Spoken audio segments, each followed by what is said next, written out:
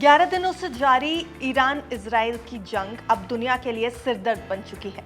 Israel Iran जंग में जैसे ही अमेरिका ने एंट्री ली और ईरान की 3 परमाणु साइट्स पर हमला कर दिया, वैसे ही हालात और ज्यादा बिगड़ गए।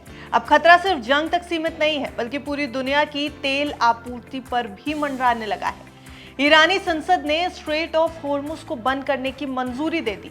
ये वही समुद्री रास्ता है जिससे दुनिया का 26% कच्चा तेल गुजरता है।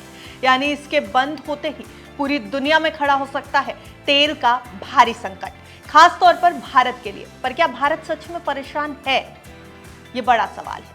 नमस्कार, आप देख रहे हैं बिस्तक, मैं हूं आपके साथ अर्णिमा द्विवेदी। ईरान के स्ट्रेट ऑफ होर्मुज को बंद करने के फैसले से पूरी दुनिया में चिंता बढ़ी है, लेकिन भारत इस समय भी शांत नजर आ रहा है। क्यों?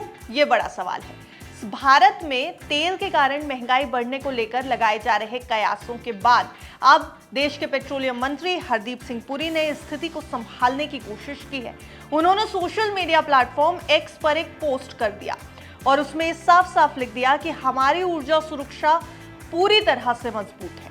बीते कुछ सालों में भारत ने अपनी तेल आपूर्ति के सोर्सेज में विविधता लाई है, यानी कई ऑप्शंस तलाशने की कोशिश तो हुई है। पुरी का कहना है कि हमारी बड़ी सप्लाई स्ट्रेट ऑफ होर्मुज के जरिए आती ही नहीं। पुरी के मुताबिक भारत में पेट्रोल डीजल की सप्लाई पर फिलहाल कोई संकट नहीं आएगा, क्योंकि सरकारी तेल कंपनियों के पास कई हफ्तों का तेल स्टॉक पहले से ही मौजूद है। इसके अलावा भारत ने दूसरे रूट से भी सप्लाई सुनिश्चित कर रखी है।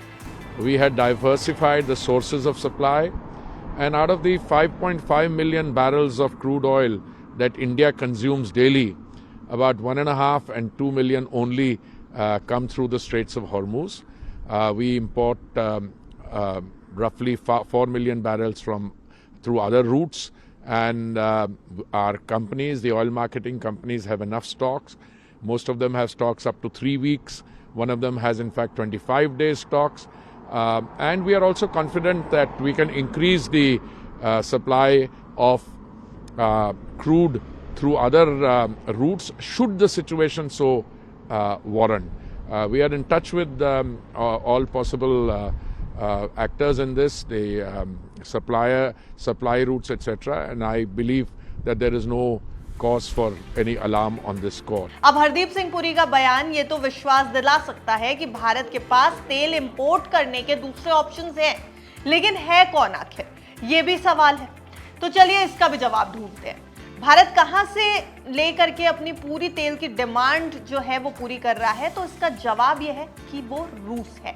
रूस भारत का सबसे बड़ा ऑयल सप्लायर इस समय बना है। आंकड़े बताते हैं कि भारत ने पहले ही अपनी खरीदारी का तरीका बदल दिया था और ग्लोबल एनालिटिक्स कंपनी केपलर के आंकड़ों के मुताबिक जून में भारत ने रूस से रोजाना 20 से 22 लाख बैरल कच्चा तेल खरीदा।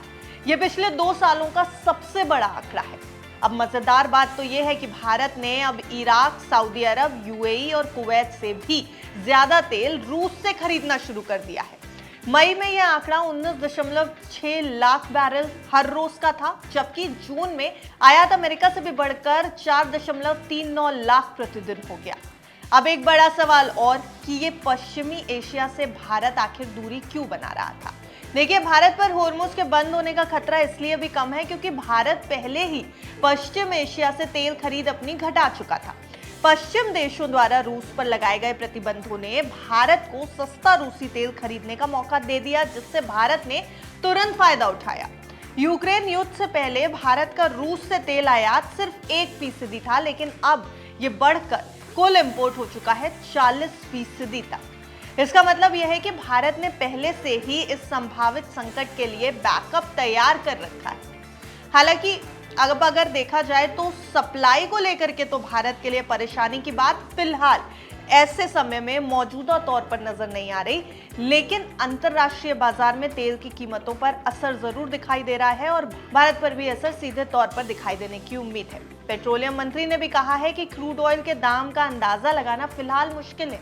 फिलहाल कीमतें $70 से $75 प्रति बैरल के बीच है, लेकिन होर्मुज बंद होने से इसमें और भी ज्यादा तेजी आ सकती है।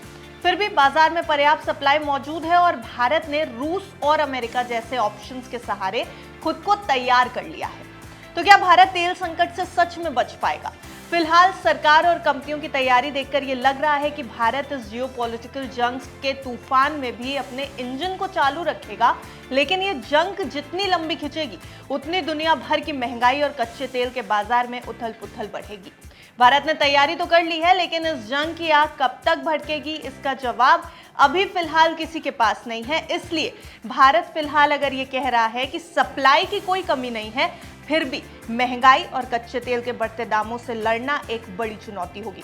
आपको क्या लगता है कि भारत इस तेल के खेल में खुद को संभाल पाएगा या नहीं? अपनी राय हमें कमेंट सेक्शन में बताइएगा जरूर और देखते रहिए विस्तार।